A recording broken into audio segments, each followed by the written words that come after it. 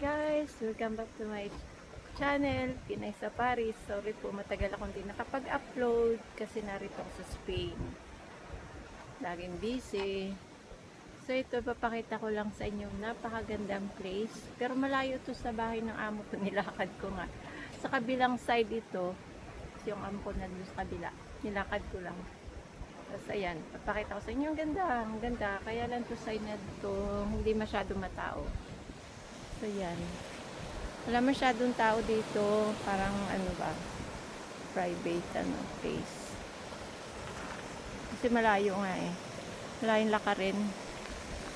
Tapos sa dito, ang ganda ng view niya. Super ganda. Dito po ito sa Spain guys, sa Mallorca. Mallorca, Spain. So yan, ang ganda niya. Gusto ko yung mga ganitong lugar kasi parang ano pa siya, wild. Parang wild pa siya guys. Ayan. So yan, doon may mga tao sa kabilang yun, ayun. Tapos doon may mga bahay doon sa bundok na yun. So, ang ganda lang.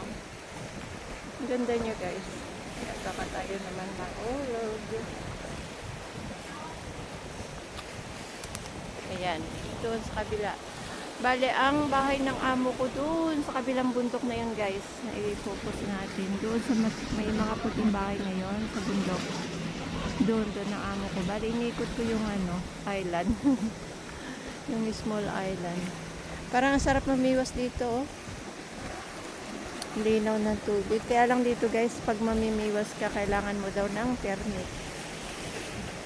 Kailangan mo ng fishing permit.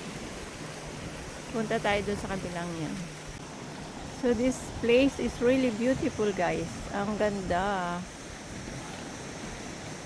Sabi ko nga wala masyadong tao. First time ko magpunta dito. It's my first time to come in this side. Ang dami pa rin ditong Pero ito ay, dito sa side na to guys ay parang hindi masyadong mayayaman yung side na to. Hindi katulad dun sa side ng amo ko na mga mayaman yung mga doon, residents. Kasi maraming abandon na bahay dito eh. So yan, ang beautiful view. So dun sa side na yon, doon ay mas mga rich ang naandun guys. Dun sa side na yon yan. Naglalaki yan ng mga bahay dun. Nandun ang bahay ni amo. So, nandito tayo sa Costa Canyamel. Ang ganda. Pero ang ganda dito ng paliguan kasi ang linaw. Tapos wala masyadong tao. Ayun, may maliit silang beach. Ayun doon. Hindi katulad dun sa sentro na napakaraming tao. Pero malaki ang beach doon. Dito, ang linaw-linaw ng tubig guys. Oh, parang sarap mag-fishing. Tapos doon ay may kuweba. Ayun, hindi na ako tumawid dun sa kabila. Pero mas maganda dito. Ganda. First time ko magpunta sa side na to kasi napakalayo. Sakali ako dumaan guys. Kasi walang daan dito sa tabi ng dagat. So malayo yung lakarin.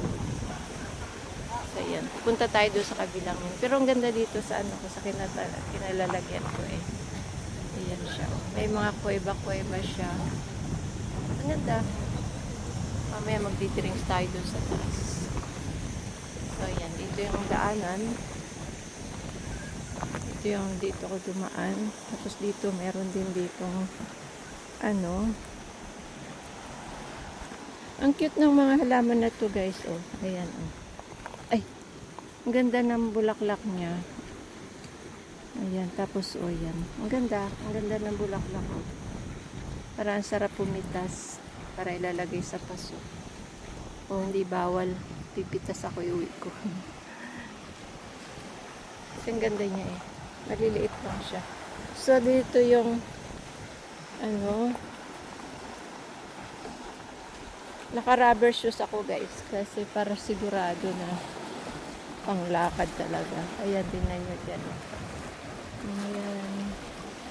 Parang ang daming isda niya. Pero hindi masyadong kita. So yun yung sinasabi ko mga halaman ng dami.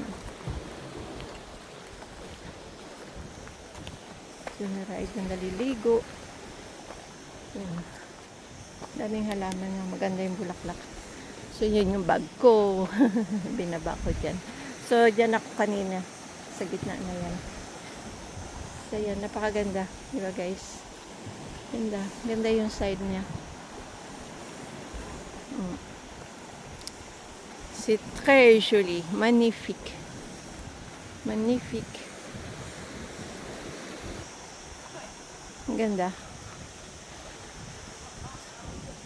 Tapos dito may restaurant. Diyan may restaurant, guys. So may mag-drinks tayo dyan. Ayan o. May restaurant dyan. Tayo magdi-drinks mamaya. Ano tayo ng sangria. So pupunta tayo doon sa isang magandang view. Sa isang site niya. Kala Rotha. Rotha pala ka dito eh.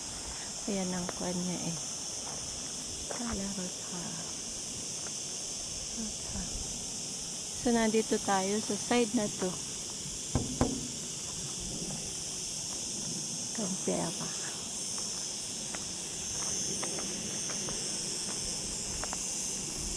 So masarap dito sa Spain kasi laging mainit. Pag summer siguro lang naman. Pero pag malamig daw naman, malamig din. So, yan yung pababa sa kanilang small beach. Ayan. Ayan, mayroon sila dyan small beach.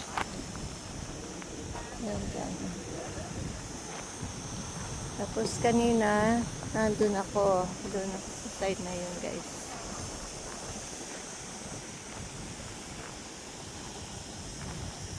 Ayan. Marami na ditong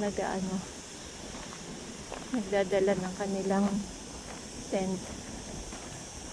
So, yun pala yung side. Isa pang side dito.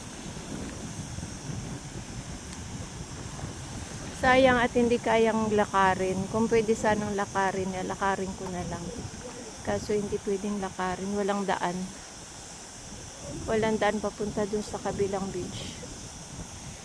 Kung meron sana lakarin ko na lang. Parang walang daan eh. Kasi malapit lang sana kung lalakarin. Kaso mukhang walang daan.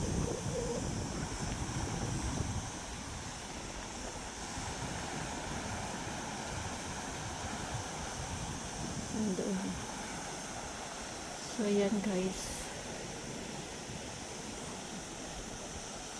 Beautiful.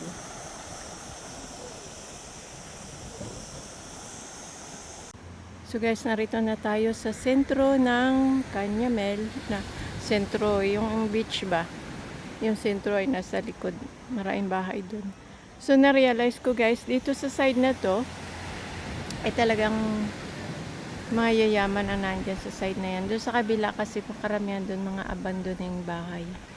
Abandonadong bahay. Kaya ayan. So dito mga private houses na yan na malalaki yan. Doon naman ay hotel. Yung mga hotel yan sa likod na yan. Malalaking hotel. Ito ay hotel restaurant din. So diyan tayo magdi-drinks. So narito na tayo. Naglakad lang tayo, guys. Init. Hindi na ako nag-video dun sa dinadaanan ko kasi hindi naman maganda. Mga pangit yung mga bahay dun. Mga abandonadong bahay.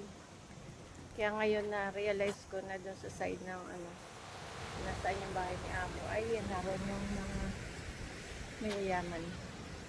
Malalaking bahay. Naglalaki ang bahay, guys. Ayan. So guys, doon tayo kanina galing sa kabilang yun. Kabilang side na yun. Doon. Tapos, salakarin natin. Akyatin naman natin yung side na yan. Yan. At yan yung puting bahay doon sa kabila na yun. Yun, doon naman tayo pupunta. Kaya, lalakarin ko yan, side na yan, guys. Diyan tayo maglalakad. Paakyat doon. Magkabilang side na napunta natin. Malayo din. Ang layo niyan din, guys. Kabilang side yan. Sarito na tayo sa beach. Daing tao. Ayan, daming tao dyan sa hotel. Tapos doon din sa beach, ang daming tao. Ayan, dinadaan. dami dyan guys. Oh.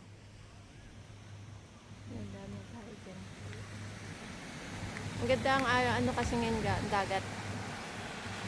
Hindi siya masyado maalon.